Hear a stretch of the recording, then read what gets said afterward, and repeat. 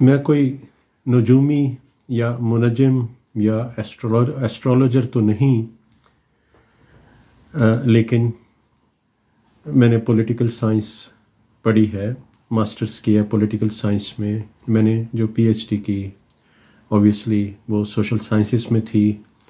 और वो भी लॉ एंड पॉलिटिक्स से रिलेटेड थी। मेरा thesis unholy alliance, the politicisation of the judiciary and the overthrow of civil governments in Pakistan.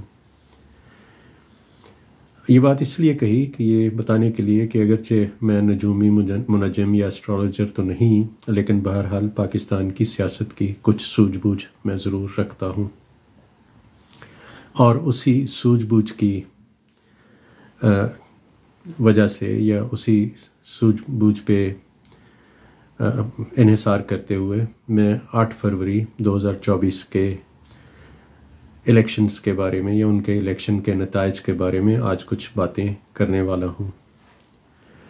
यानी 8 फरवरी के इलेक्शन के बाद का मंजर क्या होगा। 8 फरवरी को जो इलेक्शंस होने हैं उसमें अब ज़ाहिर है कि तकरीबन 2 हफ्ते बाकी रह गए हैं और अभी तक इलेक्शन की कोई गहमा गहमी आपको नज़र नहीं आती।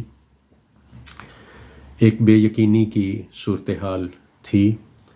यानी कुछ अर्सा पहले तक ये चलता रहा कि शायद ये इलेक्शन होंगे भी या नहीं, लेकिन अब बहरहाल चूँकि इलेक्शन 2 हफ्ते दूर रह गए हैं तो ये कहा जा सकता है कि इलेक्शन इंशाअल्लाह 8 फरवरी को प्रोग्राम के मुताबिक होंगे। और ये भी कहा जा सकता है कि जिन लोगों ने ये गैर यकीनी की सूरत हाल रखी या डिसइंफॉर्मेशन फैलाई कि इलेक्शन नहीं होंगे या शायद हों या नहीं हो, शायद उनका भी कोई एजेंडा था और वो एजेंडा यही होगा कि इलेक्शन से पहले जो इलेक्शन की कैंपेन की जाती है उसको ज़्यादा से ज़्यादा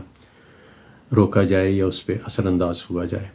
बहरहाल अब जबकि इलेक्शन 2 हफ्ते के बाद होने जा रहे हैं तो मैं इलेक्शन के इन 2 हफ्तों के बारे में तो नहीं बात करता, लेकिन चूँकि मेरा मौजू है कि 8 फरवरी के इलेक्शन के बाद क्या होगा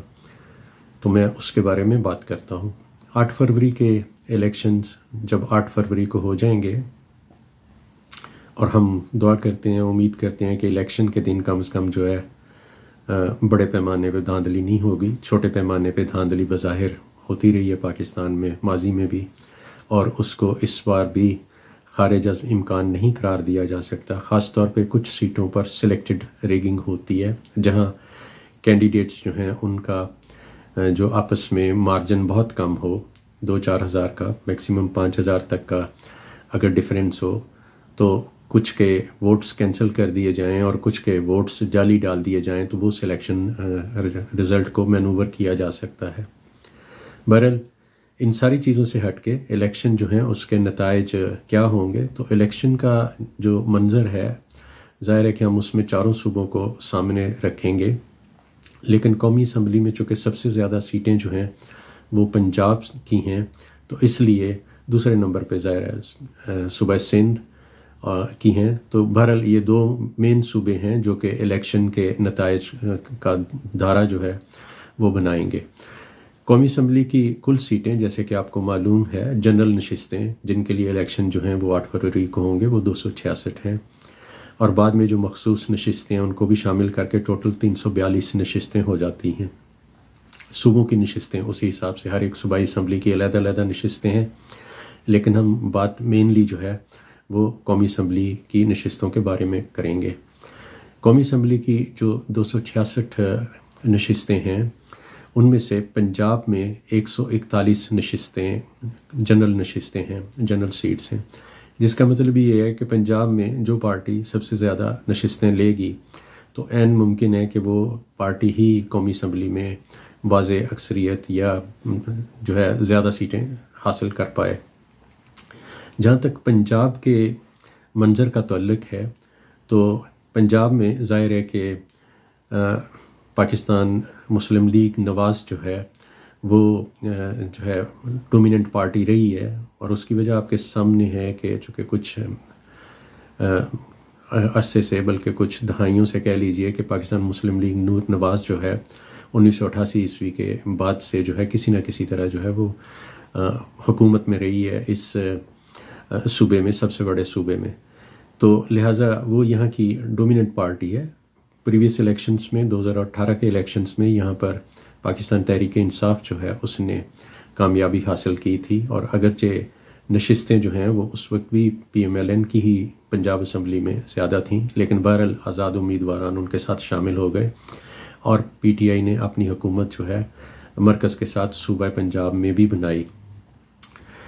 तो इस बार ज़ाहिर है कि PTI पर बुरे दिन आए हुए हैं और अल्लाह ताला करे कि उनकी मुश्किलें कम हों और जल्द जो है उनका सितारा गर्दिश से निकले, लेकिन बज़ाहिर जल्दी ऐसा होता दिखाई नहीं देता। तो PTI का इंतखाबी निशान पहले ही बल्ला जो है उसको ख़त्म कर दिया गया है, उसको नहीं दिया गया। तो PTI के जितने उम्मीदवारान शामिल हो रहे हैं ज़ाहिर है इलेक्शन में, तो वो आज़ाद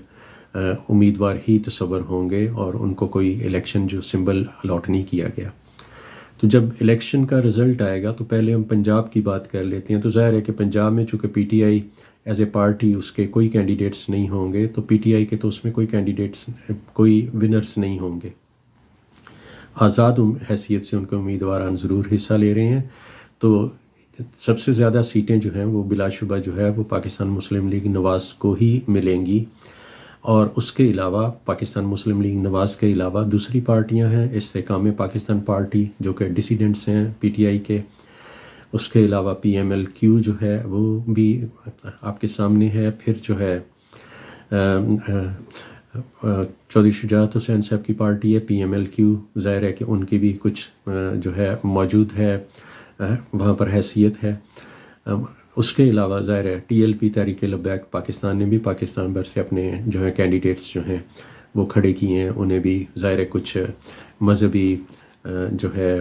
वोटर्स उनकी सपोर्ट हासिल है। तो जहाँ तक पंजाब का ताल्लुक है तो पंजाब में गालिब अक्सरियत जो है पाकिस्तान मुस्लिम लीग नवाज़ ही की दिखाई देती है, और बज़ाहिर ये लगता है कि PMLN जो है मेरे अंदाजे के मुताबिक पंजाब में 85 के करीब जो है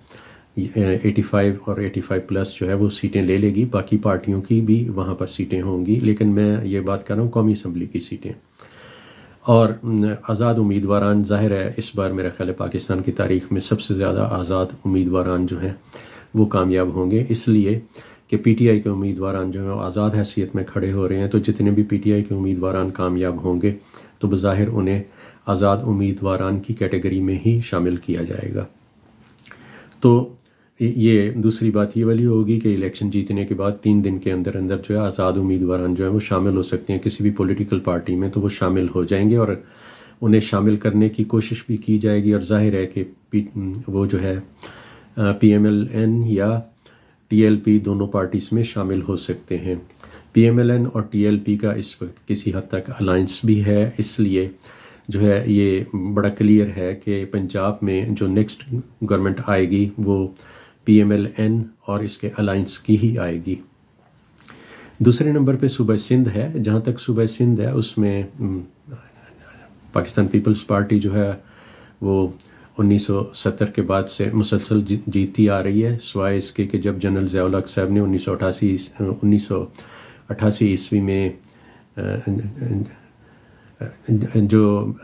असम्बली बनी, ज़ाहिर है कि वो गैर जमाती असम्बली थी, फिर उस दौरान में जो है पीपल्स पार्टी का वहाँ वजूद नहीं था। लेकिन बहरहाल जब भी जो है जमाती इलेक्शंस हुए हैं जमाती बुनियादों पर, तो पाकिस्तान पीपल्स पार्टी जो है सूबा सिंध में शुरू से रही है। तो एकदम इस पार्टी का वहाँ से डिसअपीयर होना जो है वो बज़ाहिर मुमकिन नहीं है, दिखाई नहीं देता। तो इस बार भी मेरा ये ख्याल है कि पाकिस्तान पीपल्स पार्टी जो है वो सूबा सिंध में कौमी असम्बली की जो सीटें हैं मेरे हिसाब से जो है वो काफ़ी सीटें वहाँ से लेगी, दूसरी जगहों से भी लेगी। लेकिन मेरा ये ख्याल है कि पाकिस्तान पीपल्स पार्टी की ओवरऑल सीटें जो हैं यानी सूबा सिंध से और दूसरी जगहों से मिला के 50-55 से ज़्यादा नहीं होंगी। तो जो है ये वाली सूरत हाल है इन दो बड़ी पार्टियों की। फिर ज़ाहिर है इसी हिसाब से छोटी पार्टियाँ आ जाती हैं। और जो है ओवरऑल यानी इसका हम बात कर लेते हैं सूबा सरहद की, और जिसको कि खैबर पख्तूनख्वा कहते हैं अब। तो खैबर पख्तूनख्वा में भी जो है पीटीआई पार्लियामेंटेरियंस जो है उसकी ज़्यादा सीटें बज़ाहिर दिखाई देती हैं, और जो है अगर वो पार्टी वहाँ पर कामयाब हो जाती है तो उसके अलावा बाकी की पार्टियाँ वहाँ पर मौजूद हैं। जमीयतुल उलमा इस्लाम फजलुर रहमान ग्रुप है, और उसके अलावा वहाँ पर अवामी नेशनल पार्टी है, उनकी भी कुछ सीटें होंगी। लेकिन ये वाली पार्टीज़ हैं जो कि मेन दो पार्टीज़ के साथ, और मेन दो पार्टी से मेरी मुराद है PMLN और पाकिस्तान पीपल्स पार्टी PPP, इन दो पार्टीज़ के साथ मिल के दो यानी मुख्तलिफ जो है अलाइंस बनाएंगे। और बज़ाहिर जैसा कि यानी ये बात बिल्कुल क्लियर नज़र आ रही है मेरे हिसाब से कि कौमी असम्बली की टोटल सीटें जो हैं, जो कि यानी मखसूस नशिस्तों को मिला के 342 बनती हैं, और उनमें से किसी भी जो है पार्टी को 172 सीटें चाहिए क्लियर मेजॉरिटी के लिए, एब्सोल्यूट मेजॉरिटी के लिए। मेरा ये ख्याल है कि दोनों में से कोई भी या कोई भी पॉलिटिकल पार्टी जो है पाकिस्तान में जो है वो एब्सोल्यूट मेजॉरिटी नहीं ले सकेगी,